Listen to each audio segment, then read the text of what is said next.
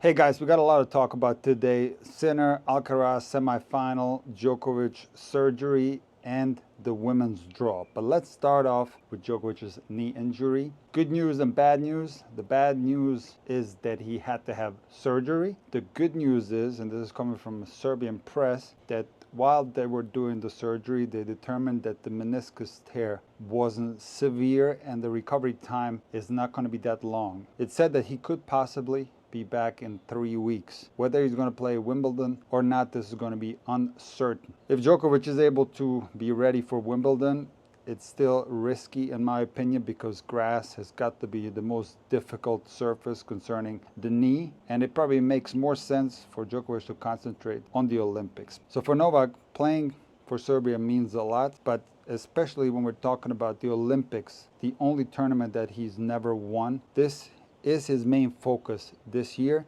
and now there's a big question mark whether he'll play, number one, and if he plays, whether he can take this title, because I don't think that he can wait another 4 years for another chance at the Olympics. He's going to be 41. Maybe he can do it. I personally don't think so, but it's basically now or never. So this knee injury couldn't have come at a worse time for Novak, and I have my doubts whether he can win the gold medal. All right, now let's talk about the men's quarterfinals. Let me start off with Sinner against Dimitrov. This is a match-up problem. Dimitrov is a phenomenal player who now has reached the quarterfinals at every Grand Slam tournament. He's got every shot in the book. He's a very versatile player. But Sinner has had his number. Dimitrov beat Sinner in their first matchup, and since then, Sinner has won 4 in a row. So Sinner was a clear favorite in this match, and it's not that Dimitrov cannot beat Sinner. He can. The difference is not that big, but when it comes to the late stages in Grand Slam tournament, this is where you see differences between the players that are capable of winning multiple slams and the players that are having a hard time going past a certain stage in slams. The greatest players in the history of tennis play their best tennis when it matters most. So Sinner had a favorable draw at Roland Garros. He played a poor first set against Mutate, but I wouldn't say that Sinner played his absolute best tennis. But in the match against Dimitrov, he found a different gear. And when Sinner plays with this much aggression, he's serving well, he's hitting huge off the baseline, he's moving well. He's unbelievably difficult to beat. However, I'm sticking to my prediction that Alcaraz is going to beat Sinner in the semifinal, and let me explain to you why. If you listen to the Tsitsipas press conference after he had lost to Alcaraz in the quarters, Stefanos said that he has a hard time with Carlos's ball. The ball basically overpowers him. It's the spin, the depth, and the placement,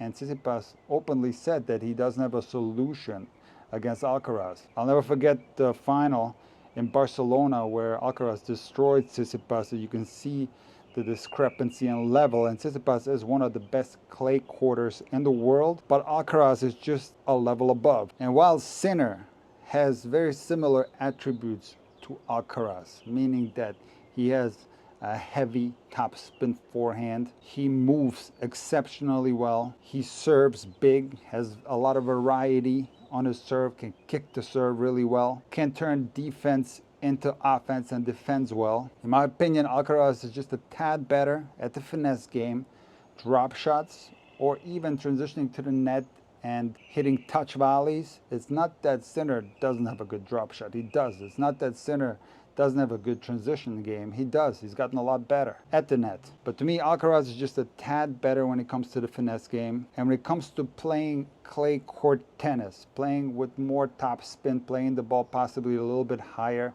over the net at certain times, utilizing the kick serve, to me, Carlos is the more natural clay court player. Now again, this doesn't mean that Sinner cannot beat Carlos on clay. He absolutely can. These guys have played each other a lot in juniors. There's a great junior match that you can watch on YouTube where they played on clay, and this was an absolute battle. But the head-to-head is 4-4. The last match they played was in Indian Wells, where the conditions are somewhat similar to clay, and if Carlos plays the way he played in that match, he's going to have the upper hand and he's going to advance to the final. At the recording of this video, the match between Zverev and de Minaur has not started yet, and Ruud got a walk over into the semifinals, so there's not much to say other than Zverev is the favorite on paper to make it to the final on the top half. And now let's talk about the women. I watched some of the most exciting matches at this year's Roland Garros on the women's side. I just finished watching Sabalenka against Andreeva, and this was one of the most entertaining matches. I want to start off by saying that Sabalenka wasn't feeling well. Sabalenka's serve speed was down, her forehand speed was down, and she was crouching over between points and taking some medications. And by the way, speaking of medications, what kind of medications are they handing out at the Roland Garros, where Djokovic with a torn meniscus was able to do splits in the fifth set and playing completely pain-free? This must be some strong stuff. But it didn't work for Sabalenka as well as it worked for Djokovic, because she was struggling out there. However, Mira Andreeva, who's only 17 years old, played a phenomenal match. She has an excellent second serve that she kicks. This is not something that you often see on the WTA Tour. And she has one of the best backhands in the world. She prefers her backhand over her forehand. This is very easy to spot. If you see her hitting middle balls, she always chooses to hit a backhand rather than the forehand. And sometimes she will even move around her forehand to hit a backhand from the forehand side. So she has a better backhand than a forehand. The forehand can get better. But something that's super interesting are the moon balls that she was giving Sabalenka. And I made a video a few weeks ago titled How to Beat a Moonballer. And as good as Sabalenka is, she had a hard time with the Andreeva moonballs. And these were some high moonballs, let me tell you. Good thing that the roof was open, because it looked like they were going outside the top row of the stadium. So Andreeva was hitting them super high, but in defensive situations. So if you watch my How to Beat a Moonballer video, I give specific advice on what to do with those type of balls. But in this video, I also talk about the fact that sometimes it's good to change up the tempo and the rhythm of the rally, and you throw in a high ball every now and then. And Andreeva is really good at changing up the tempo of a rally and throwing in some high balls here and there. She also has an exceptional topspin lob. In fact, on match point, she was playing defense throughout the entire rally. Sabalenka came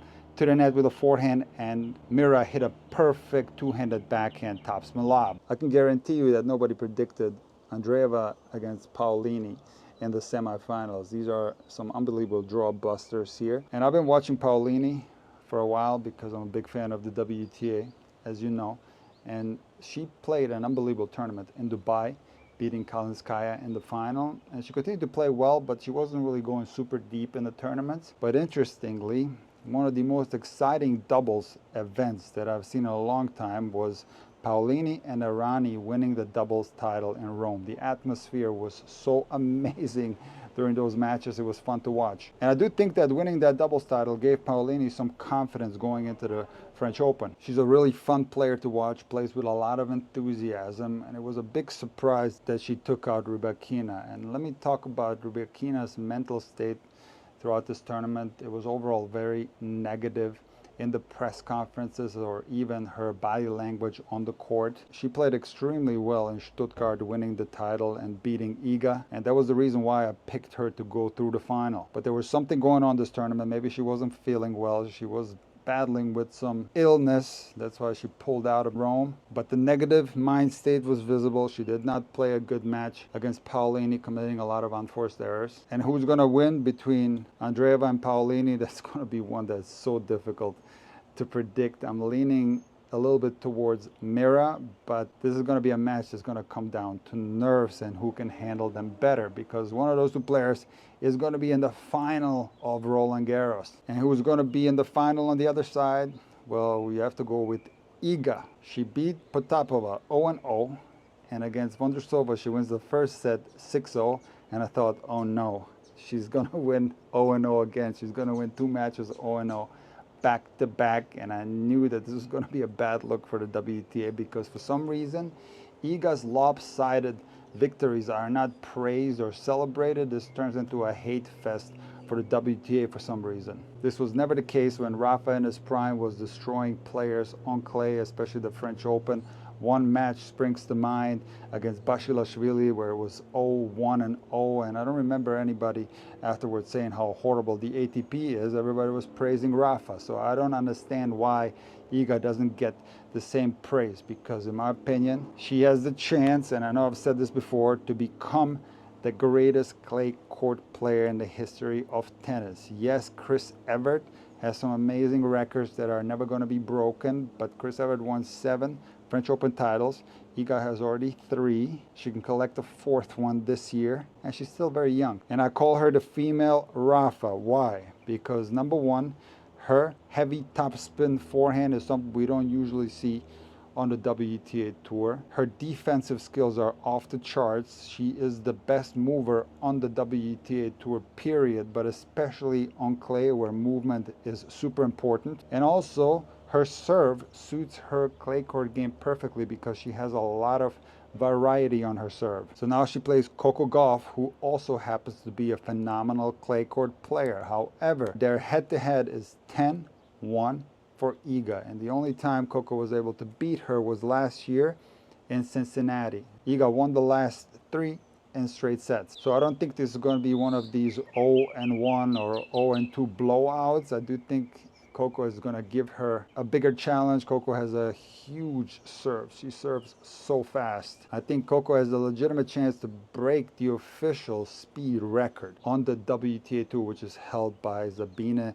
Lisicki. There's also an unofficial WTA record where Georgina Garcia Perez served 136.7 miles an hour. Why is it unofficial? Because if a match happens in the qualifying, it's an unofficial record. Only matches in the main draw count as official records. So I think that Coco has a legitimate chance to break the official record. However, I do think it's going to be tough to break the unofficial one because 136.7 miles an hour is unbelievably fast for a serve. So having said that, Coco has a huge serve. She does have a weakness on her second serve, but she's been hitting her second serve much better at this year's French Open. So I do think that it's going to be a tighter match, but I do foresee a straight set victory for Iga.